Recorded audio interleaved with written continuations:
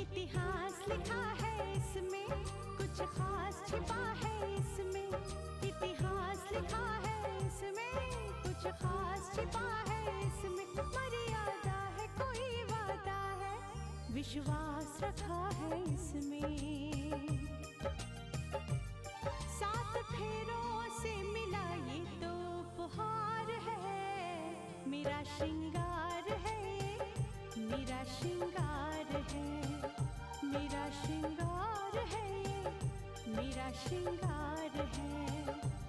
मंगलसूत्र, मंगलसूत्र, मंगलसूत्र, मंगलसूत्र, मंगलसूत्र, मंगलसूत्र, मंगलसूत्र।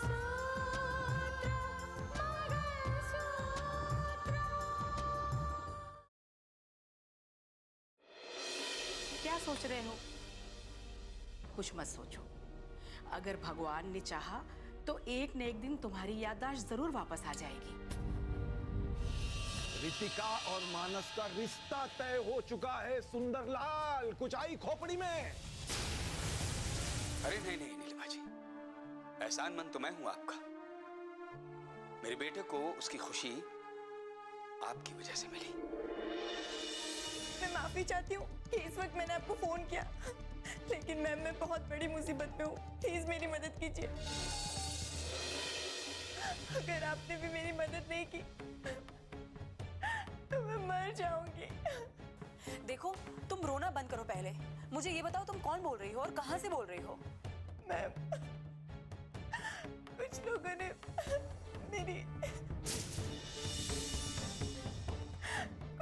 ने मेरी इज्जत लूटी है। क्या?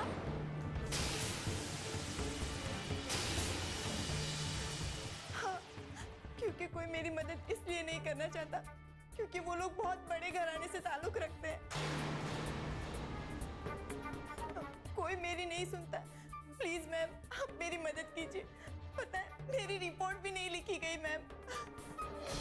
देखो देखो, शांत हो जाओ। पहले तुम रोना बंद करो, ठीक है?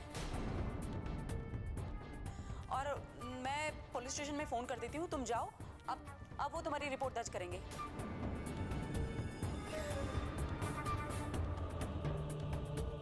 और तुम बिल्कुल फिक्र मत करो। तुम्हारे साथ जिन लोगों ने भी ऐसे सुलूक किया है ना, उनको सजा जरूर मिलेगी। मैं इंसाफ दिलाऊंगी तुम्हें। तुम पहले मुझे अपना पता बताओ, मैं आती हूँ तुम्हारे पास। यस मैम, 624 सन विला, सिविल लैंड। ठीक है, मैं आती हूँ।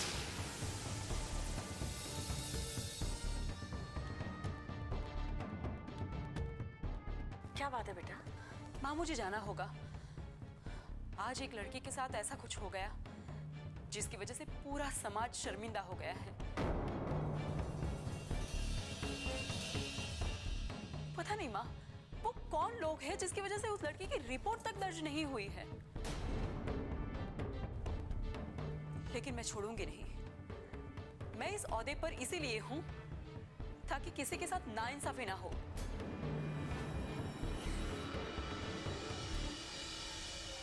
बख्शूंगी नहीं उन लोगों को मां। कानून की चौखट तक उनको पहुंचा कर ही रहूंगी।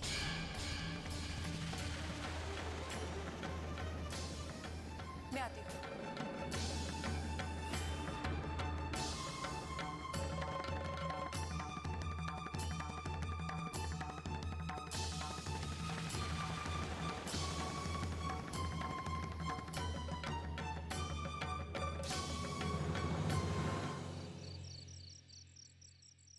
जी जी, मैंने बात कर ली है।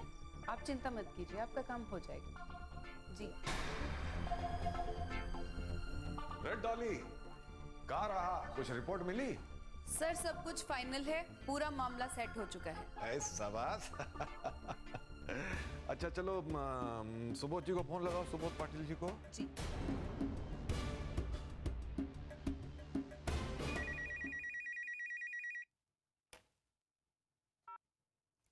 हेलो जी, मैं गुलशन जी की सेक्रेटरी बोल रही हूँ। गुलशन जी आपसे बात करना चाहेंगे। हाँ हाँ, दे दो। जय हिंद महाराज।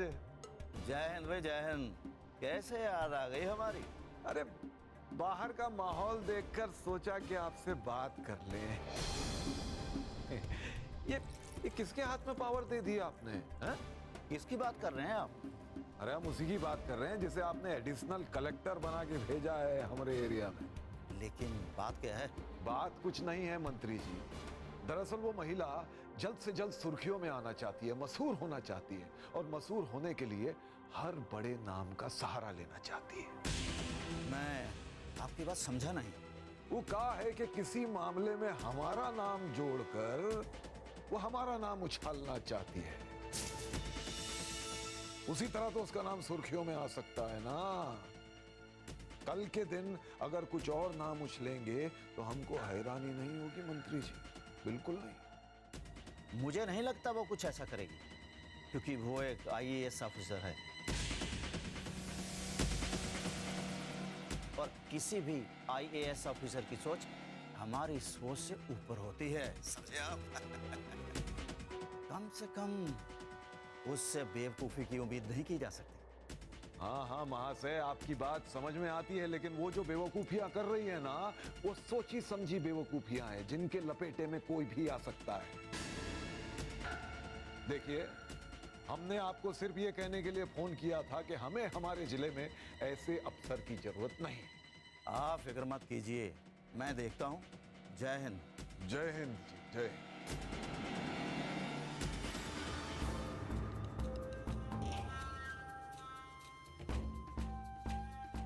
चिंगारी तो हमने सुलगा दी, अब देखना यह है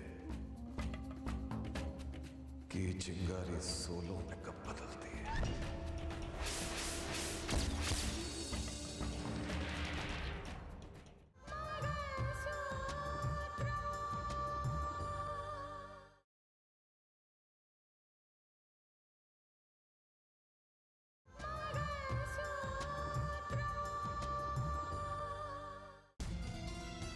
मैं बस स्टॉप पर खड़ी थी और वहीं से उसने मुझे किडनैप किया। अच्छा रो मत, मुझे ये बताओ तुम उन लोगों को पहले से जानती थी या? वो संतोष है, वो कई दिनों से मेरे पीछे पड़ा था और कई बार वो मुझे फोन भी करता था, और 2 दिन पहले तो मैंने उसे ये भी कहा था कि अगर उसने मुझे फोन किया या मेरा पीछा किया तो मैं पुलिस कंप्लेंट करूंगी। अच्छा, फिर क्या हुआ? फिर वो मुझे अपने फार्म हाउस पे ले गया और उसके साथ उसके 3 दोस्त भी थे, और उन चारों ने मिलकर मेरी इज्जत लूटी। और संतोष ने मुझसे हंसते हंसते कहा, तुम्हें जो भी कंप्लेंट कर लिए आप कर लो। ये संतोष है कौन, तुम जानती हो? हाँ, बड़े बाप की औलाद है, इसीलिए तो कोई मेरी कंप्लेंट लेने के लिए तैयार नहीं है। कोई मेरी मदद करने के लिए तैयार नहीं है। और हाँ, वो शायद आज 2 बजे की फ्लाइट से बाहर जाने वाला है। नहीं जा पाएगा, तुम फिक्र मत करो, हम उसे रोकेंगे। आप भी कुछ नहीं कर सकती। सुबोध पाटिल का बेटा है वो, किसी भी तरह वो साबित कर देंगे कि उस दिन वो मुंबई में था ही नहीं। मैं सब जानती हूँ, उसने मुझे सबक सिखाने के लिए ये सब कुछ किया है। देखो, मुझ पर विश्वास रखो, मैं तुम्हें इंसाफ दिलाऊंगी, ठीक है? आप इनका मेडिकल चेकअप करवाइए और डॉक्टर से कहिए मुझे इसकी रिपोर्ट जल्द से जल्द चाहिए। Good evening inspector. आप अपनी पूरी टीम लेकर सुबोध पाटिल के घर पे पहुंचिए। वो सब कुछ जानने की आपको कोई जरूरत नहीं है, मैंने जो कहा है वो कीजिए। मुझे जो इन्फॉर्मेशन मिली है उसके मुताबिक सुबोध पाटिल का बेटा ये शहर छोड़कर जाने की तैयारी कर रहा है। और हाँ, एयरपोर्ट पे भी पुलिस तैनात करवा दीजिए, वो ये शहर छोड़कर जाने ना पाए।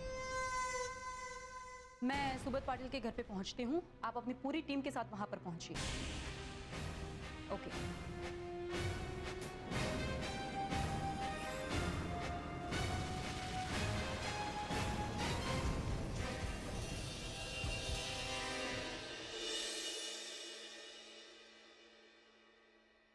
हाँ हाँ, मैंने बात कर ली है, सब ठीक है। अरे यार मैं बैठा हूं ना, सब देख लूंगा। हाँ हाँ हाँ हाँ हाँ हाँ। अरे आप लोग यहाँ कैसे? आपके बेटे को बुलाइए, संतोष को बुलाइए। संतोष? उसने क्या किया? इंसानियत को शर्मसार करने वाला जुर्म किया है उसने। एक लड़की की इज्जत लूटी है, वो भी अपने दोस्तों के साथ मिलकर। संतोष ऐसा हरगिज नहीं कर सकता, समझे आप? मुझे पता था आप यही कहेंगे।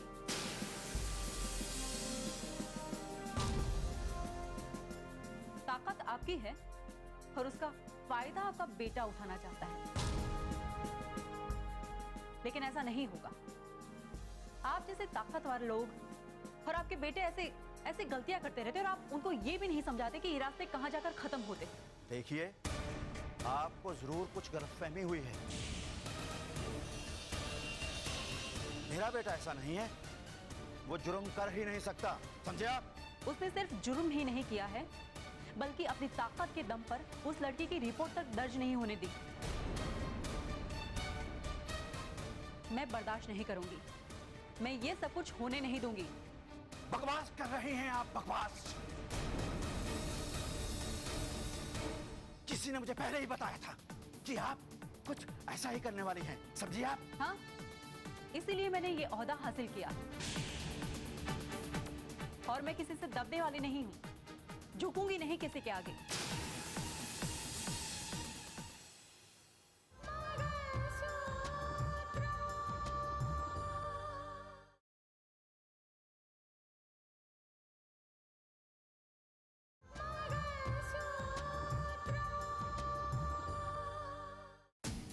और मैं किसी से दबने वाली नहीं हूं, झुकूंगी नहीं किसी के आगे।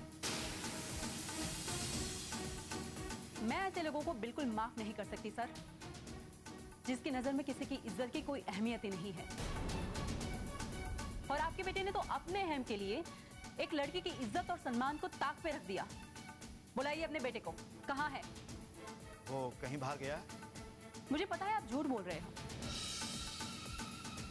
क्योंकि मुझे ये पता चला है कि आपका बेटा आज रात की फ्लाइट से कहीं बाहर जा रहा है, इस शहर से बाहर जा रहा है। लेकिन आपकी जानकारी के लिए मैं ये बता दूं कि हमने एयरपोर्ट पर भी इन्फॉर्म कर दिया और वहां पे भी बहुत सारी पुलिस है।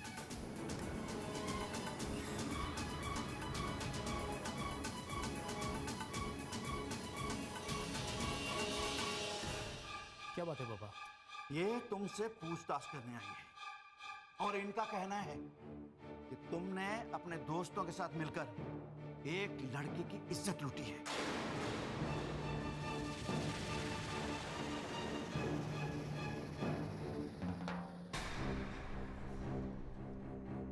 मैंने ऐसा कुछ नहीं किया पापा, ये सब झूठ है।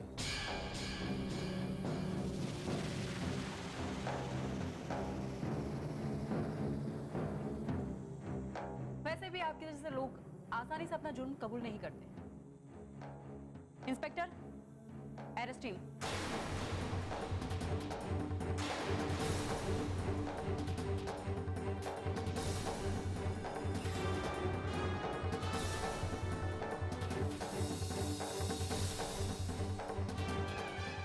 ये क्या कर रही हैं आप? और क्या सबूत है आपके पास? बताइए आप। सबूत भी आ जाएगा सर। सबूत वो लड़की है जिसकी इज्जत आपके बेटे ने लूटी है। चलिए इंस्पेक्टर। ये सब मुझे फंसाने की साजिश कर रहे पापा। मैंने ऐसा कुछ नहीं किया पापा। ये आप अच्छा नहीं कर रही हैं, समझी? मैं वही कर रही हूँ सर जो मुझे करना चाहिए।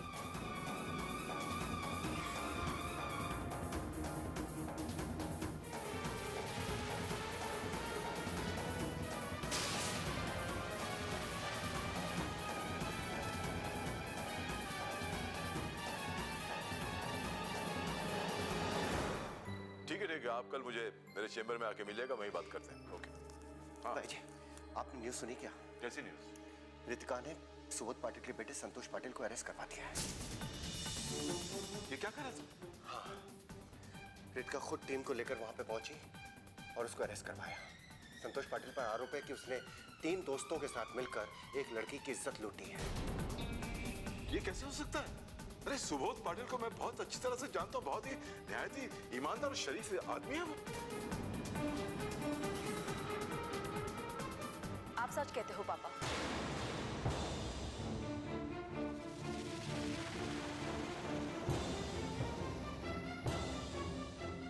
हो सकता है जैसे आप कह रहे हो कि सुबोध पाटिल अच्छा इंसान हो, लेकिन जरूरी नहीं ना पापा कि बाप अच्छा हो तो बेटा भी अच्छा ही हो और उनके नक्शे कदम पर चले।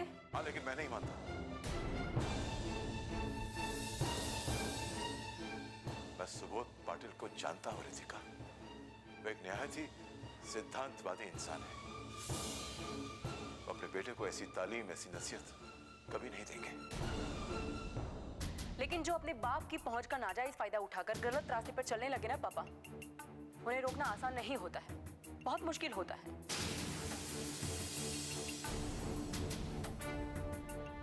चलिए एक बार मैं मान भी लूं कि सुबोध पाटिल अच्छे इंसान है, लेकिन ये भी तो हो सकता है ना कि शायद उनको ना पता हो कि उनका बेटा कहाँ जा रहा है, क्या करता है, किन लोगों से मिलता है। ये तो सच है पापा कि संतोष पाटिल ने अपने 3 दोस्तों के साथ मिलकर एक मासूम लड़की की इज्जत लूटी। देखो रितिका, तुमने अभी भी ड्यूटी ज्वाइन की है। जिम्मेदारियों को हासिल कर लेना बड़ी बात नहीं होती, उन्हें निभाना बड़ी बात होती है। वही तो कर रही हूँ पापा, लेकिन मेरे आंखों के सामने किसी के साथ नाइंसाफी हो और मैं चुपचाप खड़ी रहूं, कुछ ना करूं, ऐसा तो नहीं हो सकता ना।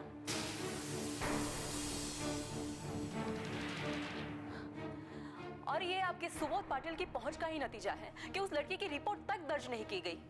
वो तो मैंने फोन किया, उसके बाद उसकी रिपोर्ट दर्ज की गई। पापा, मैं इस केस में इन्वॉल्व नहीं होती ना तो संतोष पाटिल फरार हो गया होता और इस केस को दबा दिया गया होता।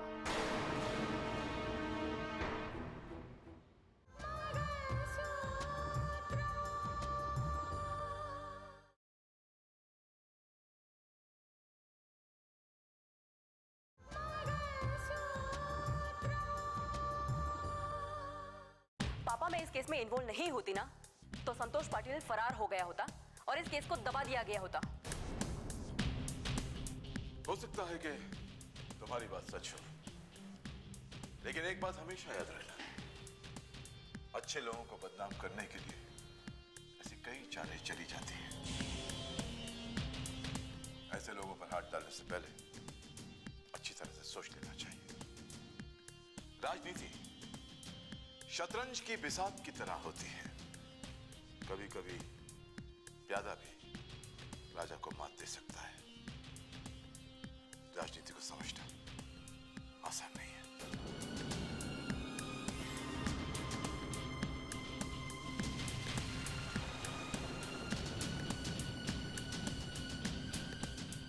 लेकिन एक बात हमेशा याद रखना, अच्छे लोगों को बदनाम करने के लिए ऐसी कई चालें चली जाती हैं। ऐसे लोगों पर हाथ डालने से पहले अच्छी तरह से सोच लेना चाहिए।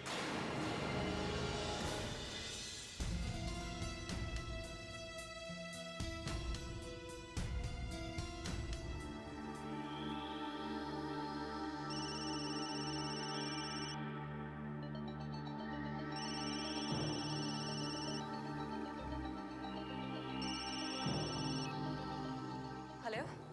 हाँ, good morning madam. Good morning inspector. बताइए उस लड़की की रिपोर्ट के बारे में क्या हुआ? नहीं मैडम, मैं बहुत देर से आपके फ़ोन को ट्राई कर रहा था, लेकिन आपका सेल स्विच ऑफ बता रहा था। उस लड़की ने तो मेडिकल कराने से इनकार कर दिया। क्या? सुबह जब डॉक्टर आए तो उसने बोला कि मुझे मेडिकल चेकअप नहीं कराना है। ये आप क्या कह रहे हो? जी मैडम, मैं ठीक बोल रहा हूँ, बहुत बड़ी गड़बड़ी हुई है। कैसे गड़बड़ी?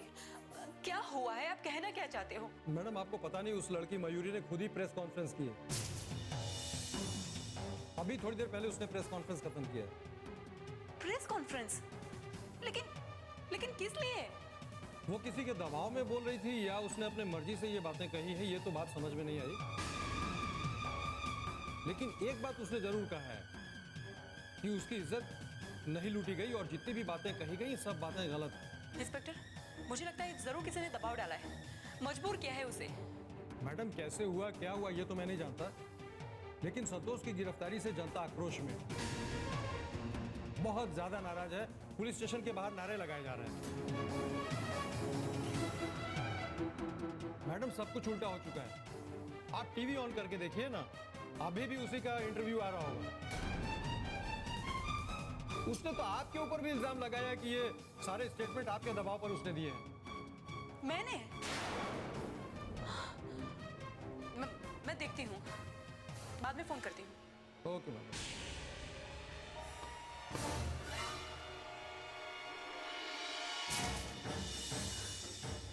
वो सब कुछ झूठ है। मैं किसी के ऊपर कोई इल्जाम नहीं लगाना चाहती और ये कोई छोटा मोटा इल्जाम नहीं है। मैं कैसे किसी बेकसूर को ये कह दूं कि उसने मेरी इज्जत पर हाथ डाला है।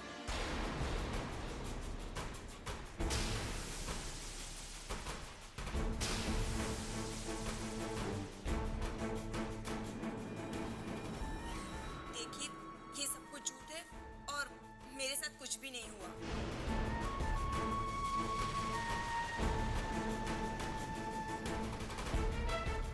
तो फिर आप हॉस्पिटल क्यों गई थी? हाँ बताइए मैडम, हॉस्पिटल क्यों ले जाया गया था आपको?